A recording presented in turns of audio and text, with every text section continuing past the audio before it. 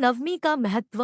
कार्तिक मास की शुक्ल पक्ष की नवमी तिथि को आंवला नवमी व्रत करना चाहिए। आंवला नवमी को अक्षय नवमी के नाम से भी जाना जाता है।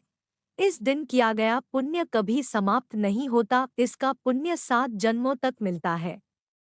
इस दिन सूर्योदय के समय भक्ति पूर्वक अनेक पुष्पों, वस्त्र, गंध, फल, तिलपिष्ट, अन्न, गोधूम, धूप तथा माला आदि से निम्नलिखित मंत्र से आंवला वृक्ष की पूजा करे। श्रीनिवास नमस्तेस्तु श्री वृक्ष शिव वल्लभ ममाभिलक्षितं कृत्वा सर्व विघ्न हरो भव।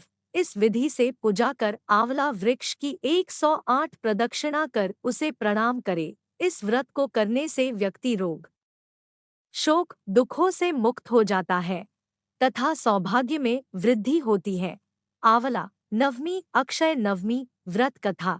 किसी समय काशी नगरी में एक व्यापारी और उसकी धर्म पत्नी रहते थे। उनकी कोई संतान नहीं थी, इसी कारण वे बहुत दुखी रहते थे। एक दिन एक सन्यासी उसे मिला और उसने बताया कि यदि संतान चाहती है तो उसे किसी जीवित बच्चे की बलि भैरव बाबा को देनी होगी। उसने जब अपने पति को बताया तो उसे यह बात जरा भी पसंद नहीं आई, पर पत्नी संतान पाने के लिए आतुर थी, इसलिए उसने एक बच्चा चुराकर उसकी बलि भैरव बाबा को दे दी।